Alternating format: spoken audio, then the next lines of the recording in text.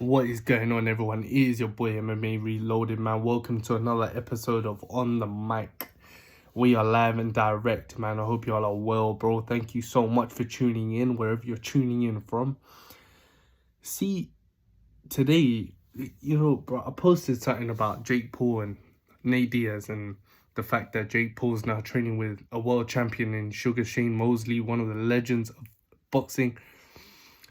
I wanted to touch on that just to start this episode off, and I just wanted to say that I've never been a fan of influencer boxing, and I think any real fight fan, any real combat sports fan, of course, you have to admire these guys for actually stepping into a boxing ring, but who are they stepping into a boxing ring against, man? In my opinion, this influencer boxing and some of the things that are portrayed are very amateurish.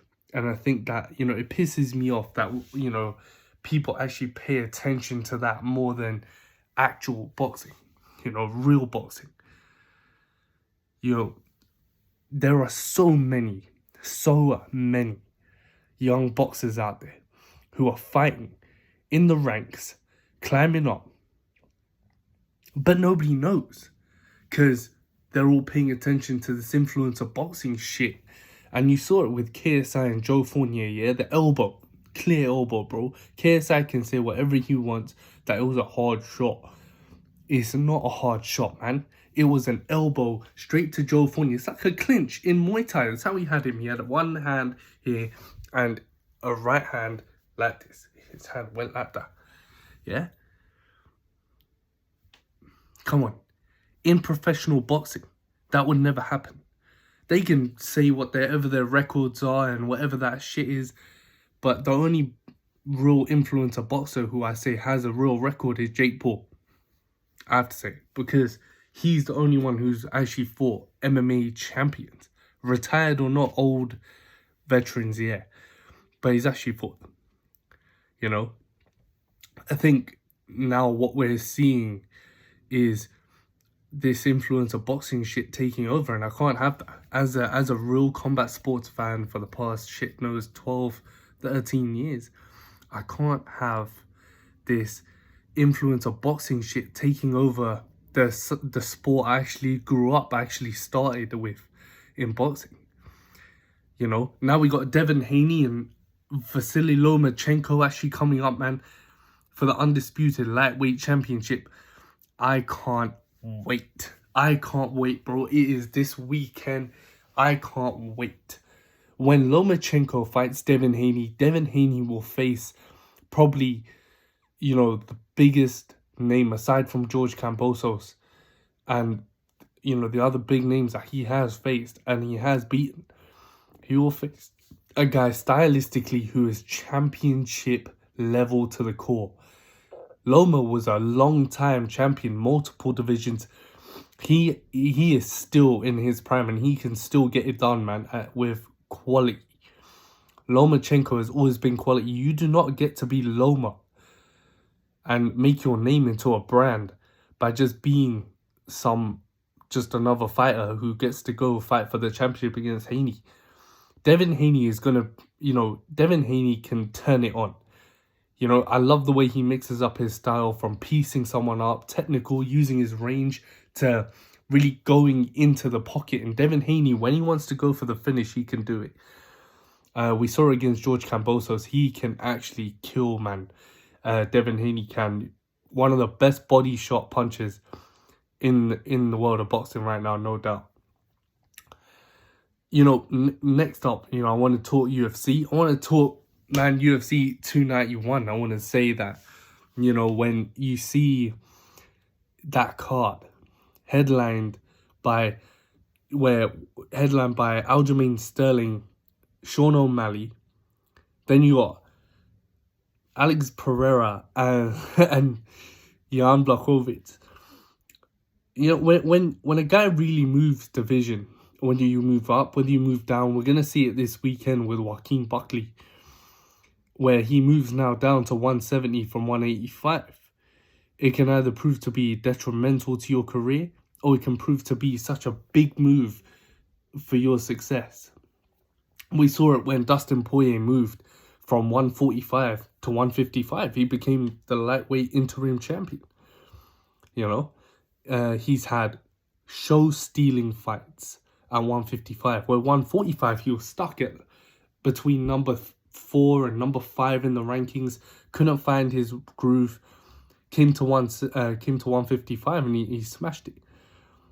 You know, man, you have that edge in you when you move divisions. You know, you look at it sort of a clean start, clean slate, and I think for Alex Pereira, he's going to be fighting a new breed, different breed of guys than he's used to. And I think with Jan Blachowicz, it's not... For your first fight at 205, I know Pereira is a former middleweight champion, one of the greatest kickboxers of all time. But if you're going up to 205 pounds, you are literally looking and staring death in the eye. I'll be really honest. It's a different caliber up there at 205, man, apart from 185. No knock on 85. 205, your champion is none other than Jamal Hill. And Jamal Hill is no small feat. Yeah, one bomb and that guy's gonna take your head off. And his jiu-jitsu is actually good. Like, he has solid all-around game that makes him, and that's made him, the champion.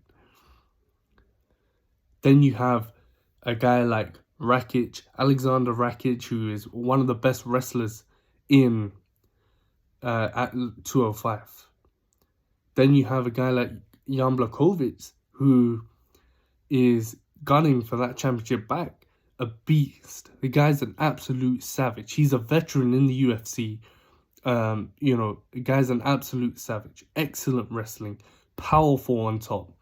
His boxing is sensational. And that size advantage, when he has it, he can use it. Yuri Prohaska, you look at all those matchups and then you add Alex Pereira to that mix, it's like a murderer's row of a who's who now at light heavyweight. And I would love to see how the matchups go forward. Now you have Johnny Walker ending up at number 5 in the division. I would love to see where he goes and who he fights next. I would love to see Walker and Rakic go one-on-one. It's going to be a year in 2023 that I think we're going to really shake up the rankings. You know, when you look at UFC 291, continuing on that view, Tony Ferguson and Bobby Green, I would love to see T-Ferg come back. I am, and anyone is a huge Tony Ferguson fan. One of the toughest motherfuckers to ever compete in mixed martial arts. You know, world class. And I think he still has the class in him. I just think those losses, anyone who loses consecutively is going to get depleted, right? And I just think he can bounce back. You know, I think if anyone has the mental power to do so, he does. I think when we look at Sean O'Malley and Aljamain Sterling coming up, I think Aljamain Sterling is on the best form, and I think one of the best champions in the UFC today. I think he is proven, after that Peter Yan first fight, he's proven that he's worthy to be bantamweight champion, and he's worked his way up the rankings from being a young stud, you know, people calling him the next John Jones, to really developing his own style, his own name, his own face, and getting that strap. Sean O'Malley